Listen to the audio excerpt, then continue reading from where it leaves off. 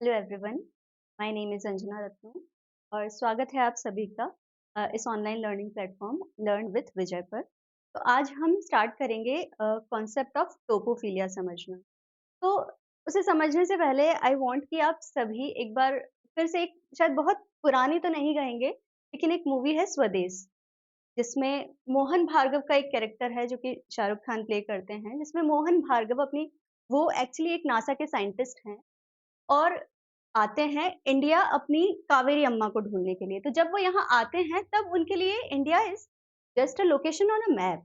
उस टाइम पे उनके लिए कोई इमोशनल अटैचमेंट या अपनी आइडेंटिटी या इस तरीके की कोई इमोशन नहीं होती है, इस जगह से लेके।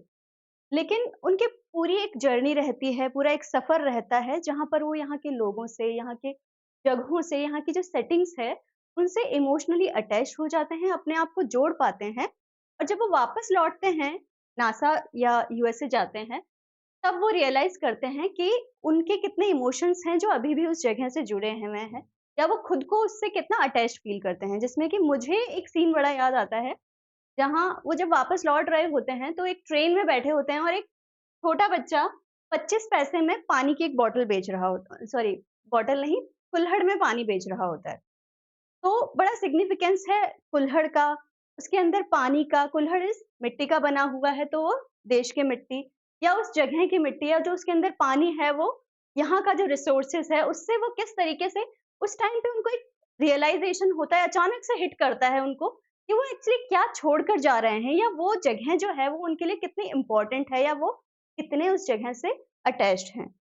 फिर उसके अंदर एक सीन है जहाँ पे शायद उस कैरेक्टर का नाम गायत्री है, वो उन्हें एक वुडन बॉक्स देती है जिसके अंदर इंडिया के स्पाइसेस हैं या कुछ मिट्टी है या ग्रेन्स हैं, ये वो इमेज है उस बॉक्स की, ग्रेन्स हैं जिससे कि और वो ये कहती है कि हो सकता है किसी दिन तुम फिर से लौट आओ इसे देखकर, अगर नहीं भी आए तो तुम्हें याद रहेगा कि ये क्या है और ये इसका मीनिंग क्या है। तो और एक बहुत ही अच्छा गाना है, जावेद अख्तर जी ने शायद लिखा है, ये जो देश है तेरा, उसमें एक लाइन है, ये वो बंधन है जो कभी टूट नहीं सकता।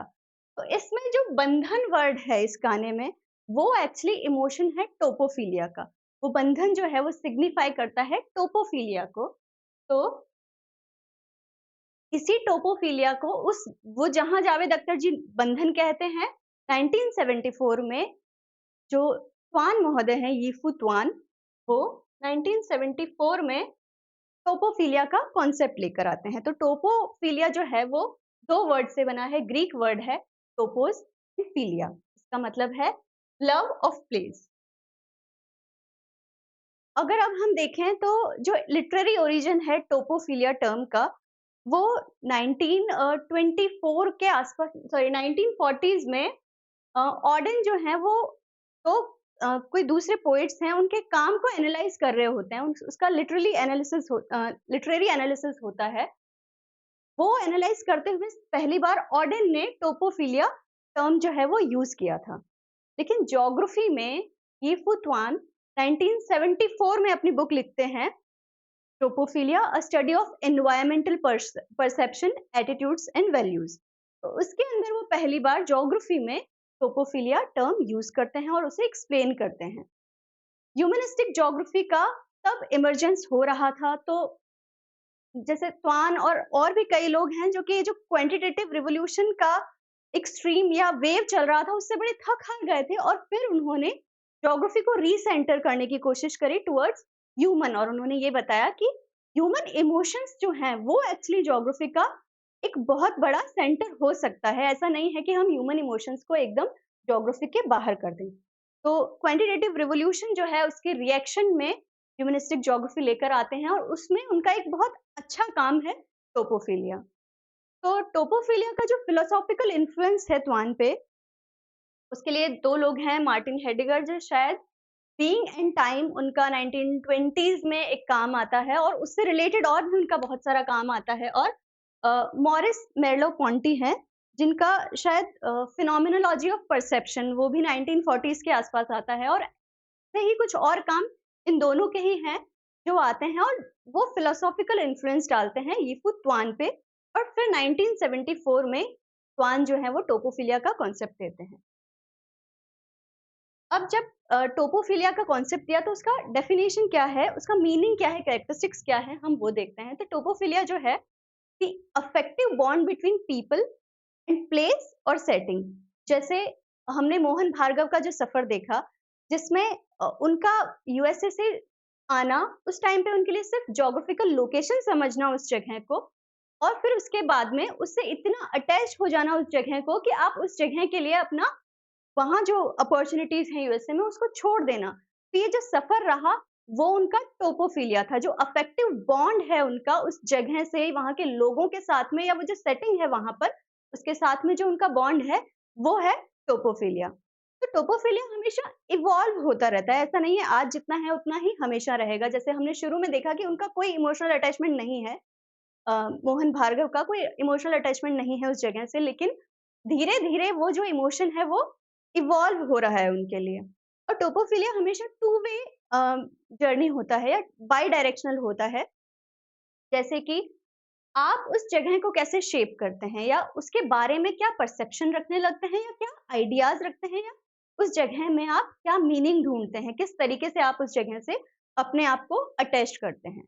फिर दूसरा है कि वो जगह जो है वो आप पर किस तरीके का इन्फ्लुएंस कर रही है या किस तरीके के एक्सपीरियंसेस दे रही है। सपोज अगर ऐसी कोई जगह है जो आपको पॉजिटिव एक्सपीरियंसेस नहीं दे पा रही है, तो आपके अंदर उस जगह के लिए कोई पॉजिटिव इमोशंस या कोई इस तरीके का अटैचमेंट नहीं हो पाएगा। जैसे हम अपने चाइल्डहुड होम्स की बात करते हैं, आई गेस सभी लोग ऐसे रहे होंगे जो अपने पुराने घरों को मिस करते होंगे। तो वहाँ वो जो एक्सपीरियंस था, आप भी उस जगह से कुछ मीनिंग ढूँढ रहे थे। जैसे हॉस्टल में जाने के बाद में हम अपना घर को बड़ा याद करते हैं, घर के खाने को बड़ा याद करते हैं, तो हम उस टाइम पे वो मीनिंग निकाल पाते हैं।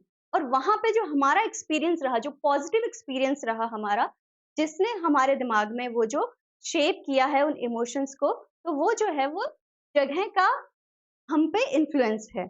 फिर बाई डायरेक्शनल है और हमेशा इवॉल्व होता रहता है। ये भी हो सकता है कि आज कम है, फिर ज़्यादा हो गया, और एक टाइम के बाद में हो सकता है फॉर सम पर्टिकुलर रीज़न्स कि वो कम भी हो जाए।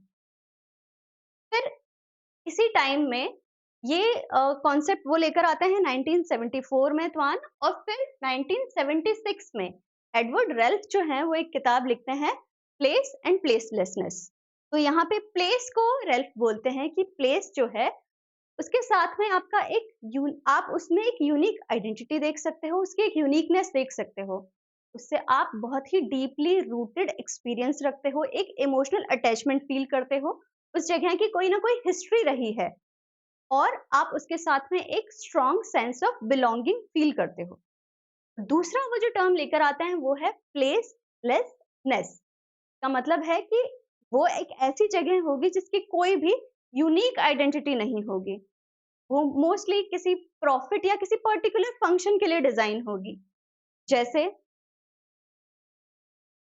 आप देखिए, लाइफस्टाइल का जो स्टोर होता है या एप्पल का कोई स्टोर है, आप देश के किसी भी हिस्से में चले जाइए, किसी भी शहर में जाइए, और वहाँ पे इस तरीके के जो स्टोर्स हैं, लाइफस्टाइल का स्टोर, एप्पल का स्टोर, वहाँ पे आपको सेम प्रोडक्ट्स मिलेंगे, सेम एनवायरनमेंट मिलेगा, और सेम जो इंटीरियर भी है। कई बार जैसे मैकडी में जाइए, स्टारबक्स में जाइए, लाइफस्टाइल या एप्पल का जो हमने एग्जांपल देखा, वहाँ पे देखिए सेम जो है इंटीरियर भी सेम होगा। अब जैसे हम मैकडी का एग्जांपल देखते हैं कि मेन्यू भी आपका सेम रहेगा, तो आपको ये नहीं होगा कि मैं अजमेर के मैकडी में बैठ के मिस कर रही हूँ कि अरे मुझे तो जयपुर के मैकडी की याद आ रही है, या मैं दिल्ली में बैठ के मिस कर रही हूँ। मैं दिल्ली में अपने हॉस्टल में बैठ के मिस कर सकती हूँ अपने घर के खाने को, लेकिन मैं मैकडी में बैठ के दिल्ली के मैकडी में बैठ के अजमेर के मैकडी को मिस नहीं करूँगी, क्योंकि मुझे वहाँ वो सब कुछ मिल रहा है, जो मुझे वहाँ पे मिलता था। तो कोई यूनिकनेस नहीं है इसके अंदर। तो ये है प्लेसलेसनेस।